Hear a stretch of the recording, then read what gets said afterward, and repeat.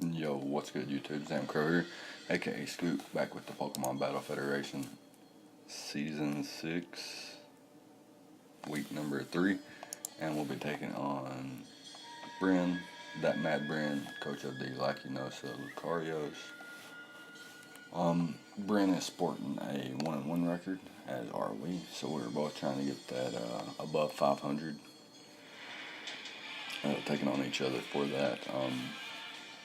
Our team is, as always, Celesteela, Zarda X, Clefable, Crocodile, Suicune, Delmice, Jolteon, Hitmonlee, Mesprit, Swellow, and Protein Greninja, where our opponent packs the Blacephalon, Garchomp, Tangrowth, Jirachi, Mega Blastoise, Lucario, Thundurus, Therian, which is his Z Captain, Umbreon, Alolan Ninetales. Actually, he had Slurpuff, Scolipede, and Cresselia. So, pretty terrifying team. But again, we have built another very solid squad to take him on with, starting off with our Protein Greninja. This is a Life Orb variant with Surf, Dark Pulse, Ice Beam, and Water Shuriken. What Surf does is allows me to hit basically everything. The Blacephalon, Lucario, Umbreon, Slurpuff, Scolipede, and Cresselia even, but more so Dark Pulse is for Cresselia, Jirachi, Blacephalon even, Tangrowth, and then there's Ice Beam that's specifically for Tangrowth, can hit Garchomp super hard, can hit Thundurus Therian. If I know I need that knockout immediately, I can click the Ice Beam instead of the Surf to guarantee the knockout. And the Water Shuriken is nice and good for things like Scolipede. Like if Scolipede's weakened or beat down or in Water Shuriken range, basically I can come in and click Dark Pulse as he clicks maybe Protect, gets a speed boost, and he's conditioned to think that I'm going to try to click Dark Pulse again. Maybe I'm Scarf or whatnot. Maybe he knows I'm Life Orb because I've already revealed it. And I haven't revealed Water Shuriken, and then I pick off the speed boosted Scolipede with the Shuriken, maybe something like that. It's basically the thought process behind it. Same thing for even the Lucario Water Shuriken, and even like a Choice Scarf Garchomp or something. So we do have enough speed to outspeed the Scolipede, and basically that's it, because that's his fastest one. I do have to rock Human to do that though.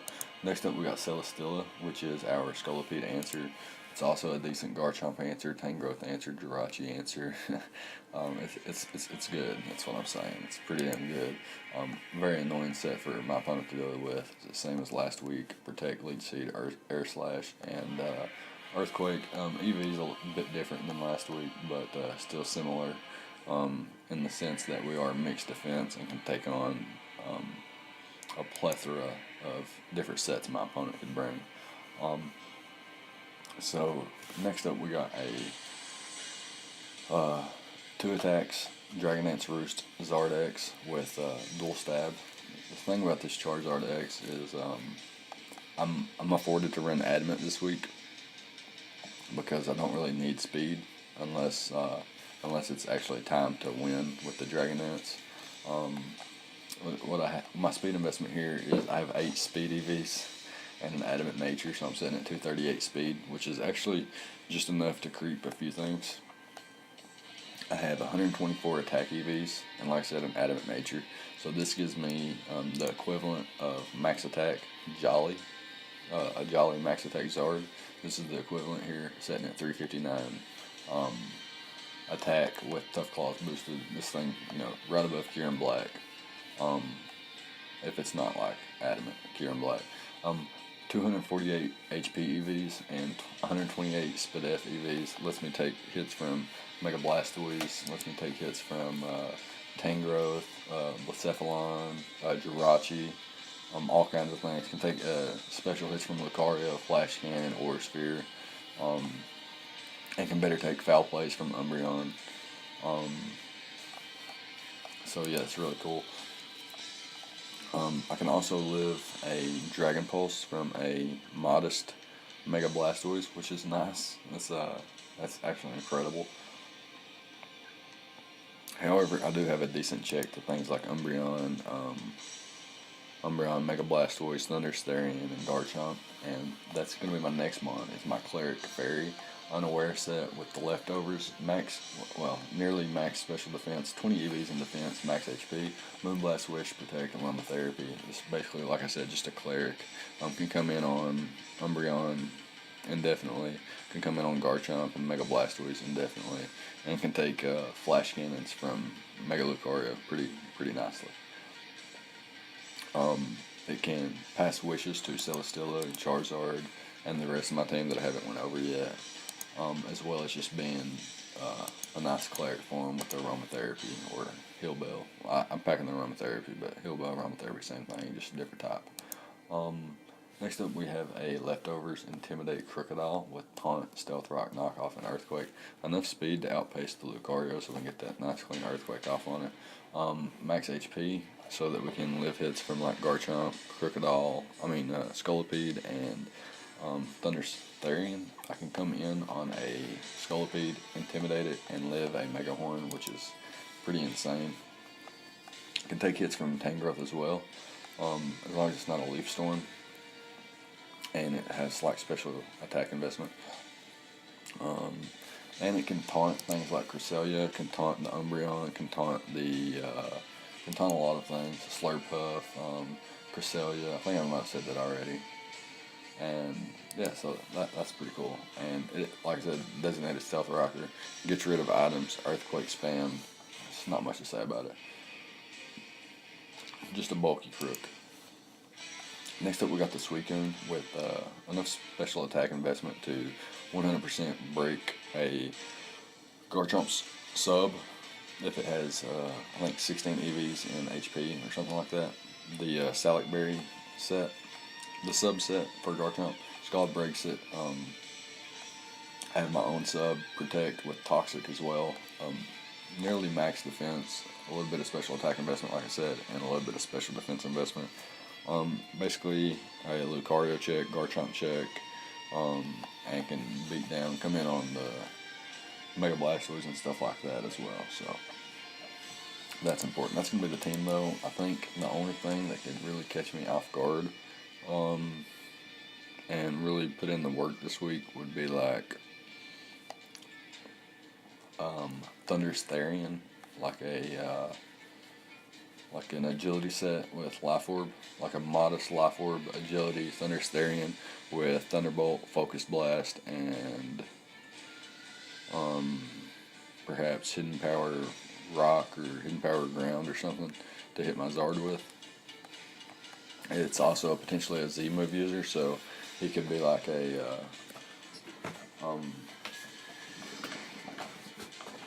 just Nasty Plot, agility, Thunderbolt, and Focus Blast with like the Z Focus Blast or something like that.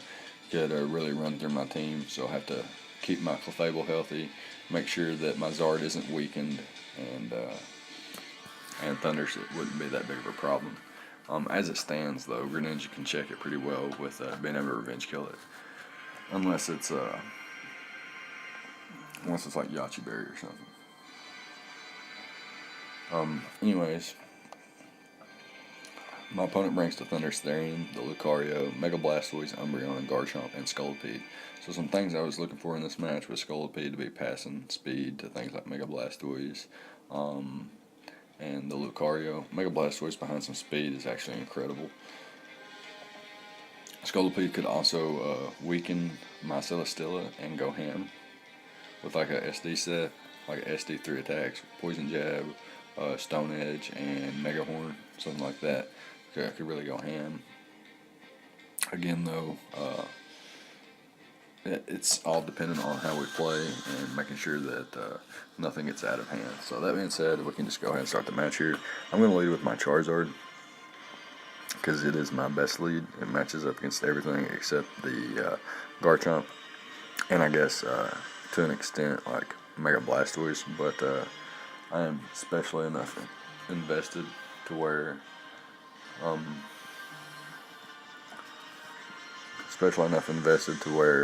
I can live like a Dragon Pulse or a Scald or a Hydro Pump from the Mega Blastoise, even if it's modest.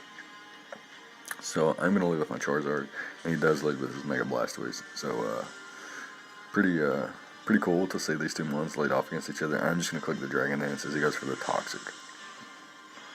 So here I'm just going to click the Dragon Claw. No reason to click anything else. It does over half to the Umbreon. Flare Blitz is a guaranteed knockout. Here I could have Dragon Danced again. Really no reason to. And here he's actually could go into like a Rocky Helmet Garchomp, could go back into his Blastoise on the Flare Blitz as well. However, Wish was not the play because he did get knocked out by the Flare Blitz, judging by how much damage the Dragon Claw did. So here I'm going to switch out to my Clefable once he gets his Wish back. No big deal to me, really. I can just double out into my Crocodile and try to get my rocks up here. He goes for the Mega Horn, not going to be able to knock me out thanks to my HP investment and the Intimidate. I get my rocks up, and now I can comfortably switch out into Celesteela on the Poison Jab or the Mega Horn. Predicted the Mega Horn, but Poison Jab makes sense because he didn't want to miss or whatever. We're going to throw off my Leech Seed as he goes into the Mega Blastoise here and tries to Rapid Spin as I block that with the Protect. And then I'm going to switch out. Actually, I don't switch out. Pardon me. I had no way to spin block, so there's really no sense in even trying. I'm going to throw off a Leech Seed here, though. I'm going to hard switch here in a second. I predicted a hard switch out there. Not wanting to give leftovers recovery to myself. But I'm just going to keep leeching and eventually just switch out to my Clefable as he gets a Wish off to his Thundurus Therian. Switches out to a Scolipede, though. And I'm just going to hard click Moonblast there. No reason to throw off a Wish or anything yet. Didn't need to. Switch out to my Celesteela as his Scolipede goes for the Swords Dance. And he goes for the Rock Slide here, but I'm going to be able to live that and click the Air Slash. But I actually flinch and I don't click anything, so that's the game we play, right? Week 1 Paras, misses, etc. Week 2 Paras, misses, etc. And why would that change now? So the Scolipede goes down. He brings in the Garchomp. So I'm predicting a Fire type attack, maybe a Z move.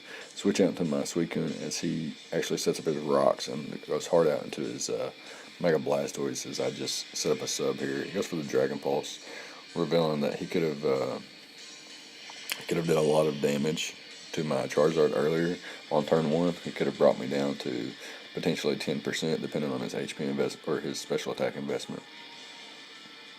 Here he's actually going to go for the Rapid Spin, and predicting that I go into my Crook knowing I can live after an Intimidate and can get my rocks back up, and he would die Rapid Spinning if he wanted to win that war.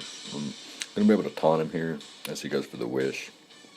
I'm going to hard switch out to my Clefable as he goes for the Foul Play.